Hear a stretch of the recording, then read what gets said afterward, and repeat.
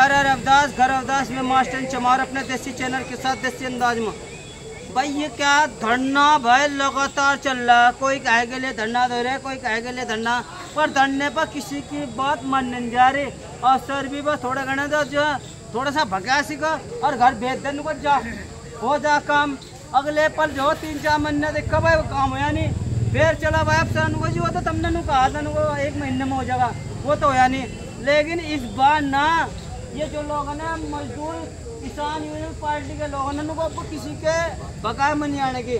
दूसरी पार्टी एक राष्ट्रीय नव प्रभात पार्टी ज्वाइंट है और 4 पार्टियों का समर्थन था, लेकिन ये अब भी डटे है कार्य जो ओबीसी की समस्या ना वो पूरी समाधान करवा कर जाएंगे।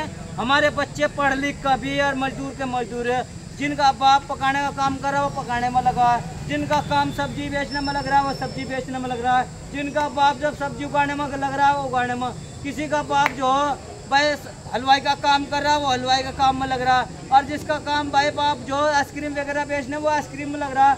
सरकारी नौकरी तो लगी नहीं रही हो, क्या काम करा भाई। आरक्षण में पैसे वाले जो 4 जाति जो ताकतवर जाति उन्होंने मिल रहा है धड़ा धड़ उनके नुको सीने नप गया बस, इन वाले को छत्ती मार कर और पीछे काटेगा तेरे तो छत्ती कम हो रही। ये जो है 17 जाति अनु वजह से मैं तेरा तो 2 नंबर कम है, तेरा नहीं आने का मेरी लिस्ट में आएगा, जा तेरा नहीं आने का। तो उन्होंने सोचा भाई छत्ती का मुक्का 2 नंबर को कमी हम ही देखेंगे, और चाहे कुछ भी हो जाए पर यह धरना हटने का नहीं जब तक वो ओबीसी वालों की समस्या हल नहीं होने की। हम पूछेंगे जी। हाँ जी सर नाम क्या है?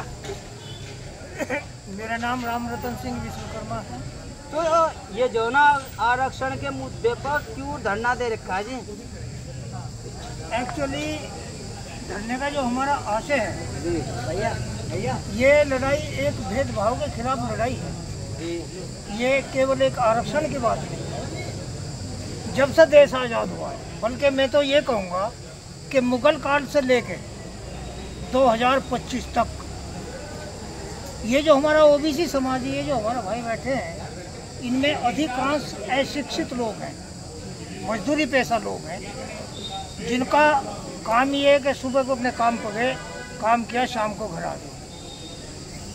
इन लोगों की ना तो कोई सुनने वाला है, ना इनकी कोई आवाज़ उठाने वाला है, और ना ही ये लोग अपने अधिकारों से बहुत अच्छी तरह परिचित है। तो ये जो प्लेटफार्म आवाज उठाने के लिए बना अपनी पार्टी, ये केवल एक पार्टी नहीं है, मजदूर किसान यूनियन पार्टी है, आवाम हिंद पार्टी है, राष्ट्रीय नव प्रभात पार्टी है, और सामाजिक सब समाज के सामाजिक संगठन भी है। तो ये जो आरक्षण की बात कही गई है, ये केवल आरक्षण नहीं है, अधिकारों की लड़ाई है। मुगल काल से लेकर आज तक इन सामंतवादियों ने, हाँ जी क्या बताओ, मुगल काल से लेकर और अभी तक इन सामंतवादियों ने मुगल काल में तो हमको क्या बना दिया, रियाया। रियाया का मतलब समझते हैं आप लोग क्या होता है? रियाया का मतलब यह है कि कान पकड़ी भेड़, जिधर कह दिया भाई उधर कलर झाड़ू लगा ले, चेंज लगा रहा है, पकड़ना उठा ले, कच्चे उठा रहा। जैसे जैसे 800 साल हम रियाया में रहे, और रियाया के बाद जैसे ही ब्रिटिश गवर्नमेंट आई हमको शूद्र बना दिया। मैं इन हिंदूवादियों से पूछना चाहता हूँ कि यदि आज हम हिंदू हैं तो मुगल काल में रियाया हमें किसने बनाया? ब्रिटिश काल में हमें शूद्र किसने बनाया? 1938 में जब ब्रिटिश गवर्नमेंट ने यहाँ मताधिकार कानून पास करके ब्रिटेन में कानून पास किया कि मताधिकार को अधिकार दिया जाता है, तब ये जो 10% 3% लोग हैं जिन्होंने हमें कभी रियाया बनाया, कभी हमें इन्होंने शूद्र बनाया, कभी ओबीसी बनाया, और कभी इन्होंने हमें एससी बनाया, कभी एसटी बनाया। तो अगर आज हम हिंदू हैं तो मैं इन हिंदूवादियों से पूछना चाहता हूँ, और विशेष तौर से मैं क्लियर करना में आरएसएस के लोगों से पूछना चाहता हूँ कि यदि हम हिंदू हैं तो हमें रियाया किसने बनाया? यदि आज हम हिंदू हैं तो हमें क्या नाम शूद्र किसने बनाया? यदि हम आज हिंदू तो हमें ओबीसी किसने बनाया? तो यदि हम आज हिंदू हैं तो हमें एससी किसने बनाया? तो आज पर वर्तमान में स्थिति कैसी इन लोगों की? वर्तमान में स्थिति आज से बेहतर है। तो जब तक 2014 से पहले इन ओबीसी एससी एसटी वालों को जो आरक्षण दिया था, जी। पहले तो मैं बता दूं आरक्षण मिला क्यों, आरक्षण नहीं, दिया। आरक्षण ना मिलना, अब जो स्थिति दयनीय है या बिल्कुल बेहतर है, बिल्कुल गरीब इतना कैसी स्थिति अब एट द टाइम। अब आज टाइम में तो हमको 1947 पहले गुलामों की स्थिति बना खड़ा कर दिया है। गुलाम है आज भी। तो कारण क्या है? इसका कारण ये है हमारी अज्ञानता, हमारी गुलामी का कारण। भाजपा है कौन है इसका? इसका कारण आरएसएस है। अच्छा जी। क्लियर आरएसएस है। आरएसएस के द्वारा जितने हिंदूवादी संगठन है, चाहे वो बजरंग दल हो, चाहे वो हिंदू परिषद हो, चाहे हिंदू विश्व परिषद हो, चाहे हिंदू महासभा हो, ये सब लोग आरएसएस की शाखा है। उनमें जो मेंबर कौन है ज्यादातर? मेंबर यही हमारे लोग हैं। तो मैं इन लोगों को हम समझाते हैं भैया अपने अधिकारों के लिए अपने अधिकारों को जानो। ये हिंदूवादी नहीं है, ये हिंदू तो हमारी गर्दन कलम करने का सबसे बड़ा ब्राह्मणवादी हथियार है। जब तक इसको नहीं समझेंगे तब तक नहीं काम चलेगा। तो क्या पुख्ता पहला आरएसएस की जड़ को कमजोर करना पड़ेगा? आरएसएस से हमें कोई मतलब नहीं, हम अपने लोगों को जगाएंगे। हमें किस समझ, आप हमारे दुश्मन है, उदाहरण के तौर आप हमारे दुश्मन है, हम आपको क्यों चटका, हम तो भाई कहेंगे भाई दुश्मन से बच। हम अपने भाइयों को कह रहे हैं कि दुश्मनों को पहचानो, इनसे बचो। देखा भाई, सुन लो, विद्वान लोग आ रहे भी तुमको आज ही जाकर जितनी खुली बात में कह रहा हूँ इतनी बात कह नहीं सकता। देखो आज आगे आ जाओ भाई। नाम बताओ जी, नाम क्या है जी? नाम बताओ, क्या नाम है?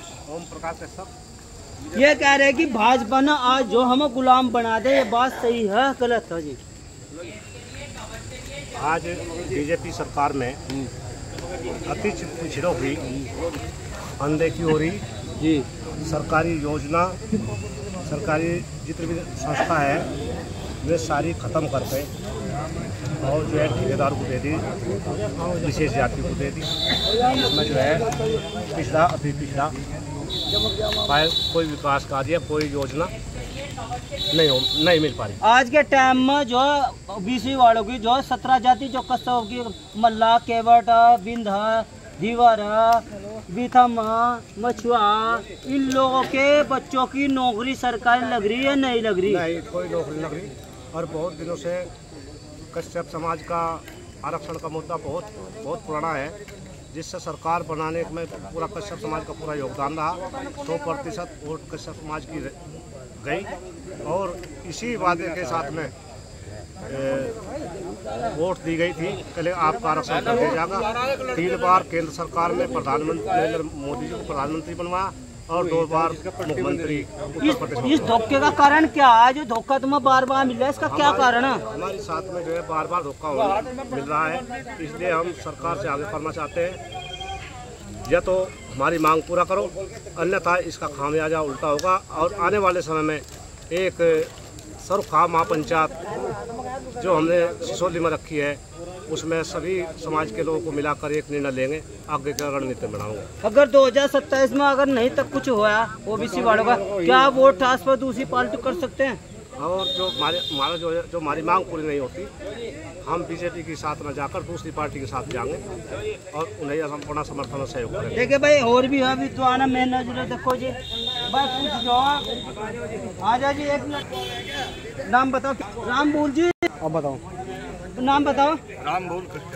ये बताओ, आज जो 17 जातियाँ मल्ला, दीवारा, कारा, महारा, रेकवारा, बेथम और कश्यप, इन जातियों की स्थिति गरीब की स्थिति या अमीर की स्थिति? इनकी गरीब की स्थिति नहीं, गरीब से नीचे की। अच्छा जी। हाँ, यानी ये सब बीपीएल कारण में पहुँच गए, अंत्योदय में पहुँच गए, सबके सब अंत्योदय। तो इसका कारण भाजपा, मायावती, अखिलेश? इसका कारण भाजपा। तो भाजपा को तो वोट आप सब लोग दे रहे, क्यों दे रहे थे? कारण था कुछ दे दी अब से पहले, लेकिन अब नहीं देंगे, क्योंकि आज देश में सबसे बड़ी अगर कोई दुश्मन पार्टी है तो वो भाजपा है हम लोगों के लिए, जो ओबीसी वालों के लिए। ओबीसी नहीं, अति पिछड़े के लिए। ओबीसी में तो कई संपन्न जातियां भी हैं, ओबीसी में कई जातियां संपन्न भी हैं, उनका हमारा तालमेल नहीं खाता। हमारा तो हक नहीं जातियां खारी, 4-5 जातियां जो हैं। अगर ये ओबीसी का डिवाइडेशन नहीं होता तो क्या आप वोट ट्रांसफर दूसरी जगह करोगे? हाँ, दूसरी जगह करेंगे। देखिए भाई, ये लोगों की दिल की बिल्कुल तड़प है, इनकी दिल की तड़प है। और ये नुकार है, अगर हमारा जो ओबीसी वालों का कुछ नहीं होता, तो हम लोग ना वोट को दूसरी पार्टी को दे देंगे। और बिल्कुल भाई हकीकत बता रहा, ओबीसी वाले अति गरीब होते जा रहे हैं जब से भाजपा सरकार आई। आप बताओ क्या, आप बताओ क्या? अब की बात तो हम ऐसा करेंगे कि अपने ही कैंडिडेट लड़ाएंगे, अपनी पार्टी से लड़ाएंगे, अपने लोगों को वोट करेंगे।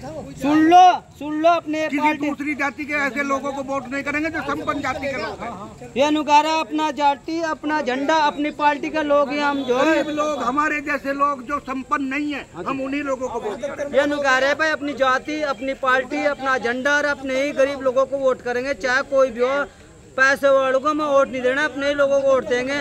2027 का चुनाव बड़ा मुश्किल होने वाला, क्योंकि जो इसका हम 2026 में दे देंगे, क्योंकि जिस तरह से जो ओबीसी वालों का अनदेखा किया जा रही है, उनकी समस्याओं को अनदेखा किया जा रहा है। किसी भी सूरत में ये लोग समझ चुके हैं कि अगर कोई विकास कर सकता है तो वो अपनी पार्टी, अपना झंडा, अपने लोग ही कर सकते हैं। जय हिंद, जय भारत, जय रविदास।